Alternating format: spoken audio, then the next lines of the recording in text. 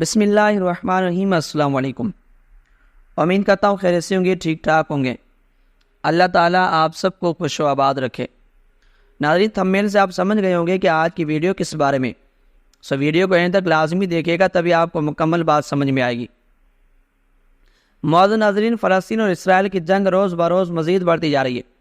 اور یہ جنگ اب صرف فلسطین اور اسرائیل نہیں بلکہ بڑی بڑی طاقتوں کو اپنی لپیٹ میں لیتی جا رہی ہے۔ یعنی کہ اگر اس جنگ کو تیسری جنگ عظیم کی شروعات کہا جائے تو کچھ غلط نہیں ہوگا، کیونکہ تیسری جنگ عظیم کا مطلب یہ نہیں ہے کہ پوری دنیا ایک ہی وقت میں جنگ کی حالت میں آ جائے گی، بلکہ یہ مرحلہ وار آہستہ آہستہ بڑھتی جا رہی ہے۔ بالآخر امام مہدی علیہ السلام اور حضرت عیسیٰ علیہ السلام کی آمد پر آخری تاریخی جنگ دجال سے لڑی جائے گی، اور اس کے ساتھ ہی تیسری جنگ عظیم کا اختتام ہو جائے گا۔ اسی جنگ کی تیاری کے لیے پوری دنیا کے یہودی دجال کی آمد کا انتظار کر رہے ہیں، اور اسرائیل کا مسجد اقصی اور فلسطین کو نشانہ بنانا بھی اسی سلسلے کی ایک کڑی ہے۔ مطلب کہ غیر مسلم طاقتیں فلسطین اور مسجد اقصی کو نشانہ بنا کر ایک تو آپسی اطاعت کی طرف کوشش کر رہے ہیں، تو دوسری طرف مسلم امہ کے رد عمل کو دیکھنا چاہتے ہیں تاکہ اسی حساب سے وہ آگے کی تیاری کر سکیں۔ ایسے حالات میں مسلم امہ کو جو کردار ادا کرنا چاہیے وہ بالکل بھی نظر نہیں آ رہا۔ شاید ہمارا ایمان بالکل کمزور ہو چکا ہے یا ہماری غیرت مر چکی ہے۔ اسی وجہ سے ہم یہود و نصارہ سے ڈرتے ہیں کہ کہیں ہم مصیبت میں نہ پڑ جائیں۔ یہی وجہ ہے کہ آج فلسطینی اکیلے اور تنہا ہیں۔ ہم نے ان کو بے یار و مددگار چھوڑ دیا ہے، یعنی ہم نے خود فلسطین اور مسجد اقصی اسرائیل کو پلیٹ میں رکھ کر دے دیا ہے، جس کا نتیجہ بہت خطرناک نکلنے والا ہے۔ آج اگر فلسطین ہار گیا اور مسجد اقصی شہید ہو گئی تو پھر یہ آگ بہت تیزی سے پھیلے گی، اور ہم خانہ کعبہ اور مسجد نبی کو بھی نہیں بچا سکیں گے، اور یہی ہمارا آخری انجام بھی ہوگا۔ قرآن پاک میں اللہ تعالیٰ نے ہمیں ایسے حالات کے بارے میں خصوصاً مسلم حکمرانوں کو پہلے ہی خبردار کر دیا ہے اور تنبیہ کی ہے کہ تمہیں اس وقت میں کیا کردار ادا کرنا چاہیے۔ سورہ مائدہ میں اللہ تعالیٰ فرماتا ہے کہ ایمان والو، یہود و نصارہ کو اپنا دوست مت بناؤ، وہ آپس میں ایک دوسرے کے دوست سے تمہارے دوست کبھی نہیں بن سکتے، اور اگر تم میں سے کوئی ان سے دوستی رکھے گا تو وہ انہیں میں سے شمار ہوگا۔ یعنی تم ان کو راضی کرنے کے لیے چاہے کچھ بھی کر لو، وہ کبھی بھی تمہیں اپنا نہیں سمجھیں گے۔ اگر تم یہ سمجھ رہے ہو کہ ہم فلسطین کی حمایت کریں گے، مسلمانوں کی حمایت کریں گے اور ان کا ساتھ دیں گے تو امریکہ ناراض ہو جائے گا، اقوام متحدہ ناراض ہو جائے گی، تو اللہ تعالیٰ فرماتا ہے کہ وہ چاہے تم کچھ بھی کر لو،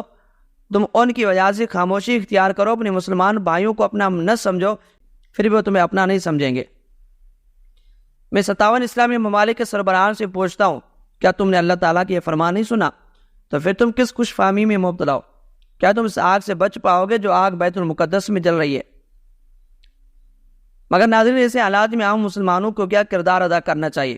عام پبلک کو کیا کردار ادا کرنا چاہیے، اس کے بارے میں بھی رسول اللہ صلی اللہ تعالیٰ علیہ وسلم نے ہمیں 1400 سال پہلے ہی بتا دیا تھا۔ سنن دارمی کی حدیث نمبر 2475 میں اللہ کے رسول صلی اللہ تعالیٰ علیہ وسلم نے فرمایا،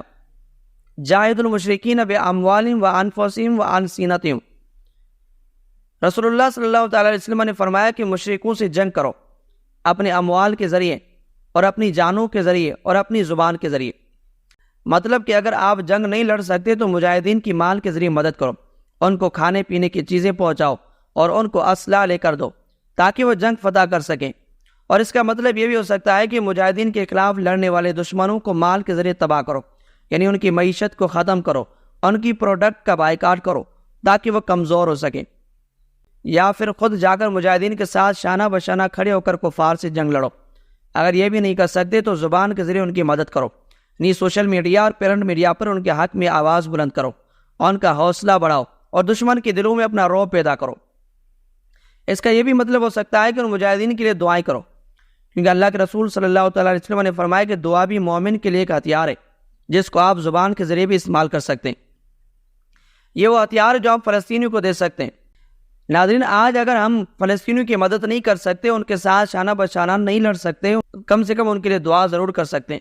اور یہ وہ ہتھیار ہے جن کے ذریعے ہم اپنے مسلمان فلسطینی بھائیوں کی مدد کر سکتے ہیں، اور بیت المقدس کی حفاظت کے لیے ہم کم سے کم اس میں اپنا حصہ ضرور شامل کر سکتے ہیں۔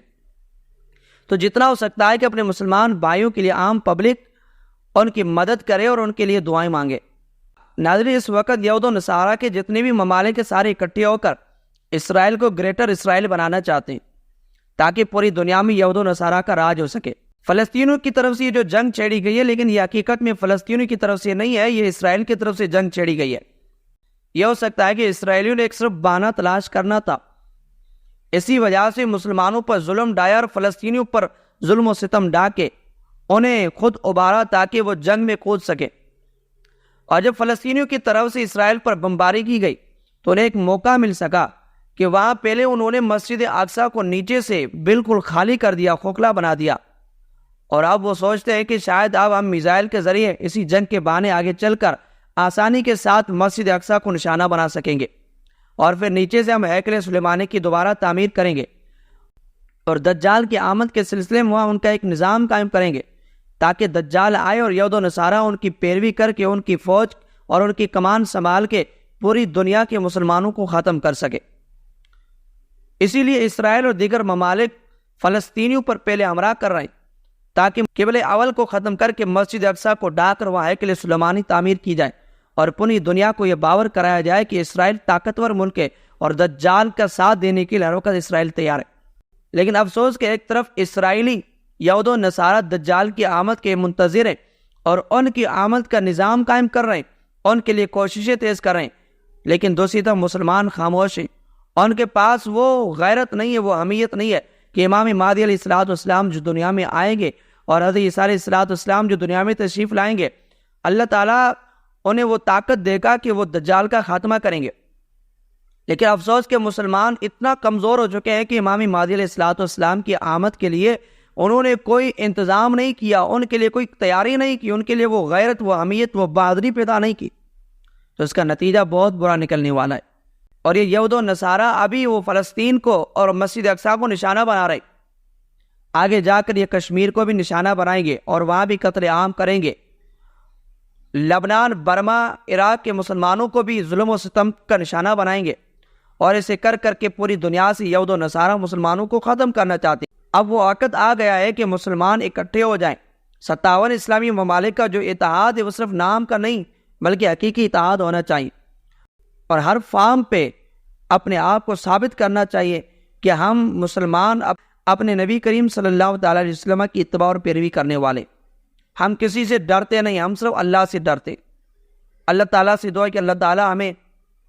فلسطینیوں کی مدد کرنے کی اور ان کا ساتھ دینے کی توفیق عطا فرمائے۔ تو ناظرین، یہ تھی ہماری آج کی ویڈیو، امید کرتا ہوں آپ کو پسند آئی ہوگی۔ اس طرح کی دیگر ویڈیوز دیکھنے کے لیے ہمارے چینل کو ضرور سبسکرائب کریں اور بیل آئیکن کو ضرور دبائیں، اور اس ویڈیو کے کامنٹ سیکشن میں اپنی رائے کا بھی ضرور اظہار کیجیے گا۔ ملتے ہیں نیکسٹ ویڈیو میں، تب تک کے لیے اللہ حافظ۔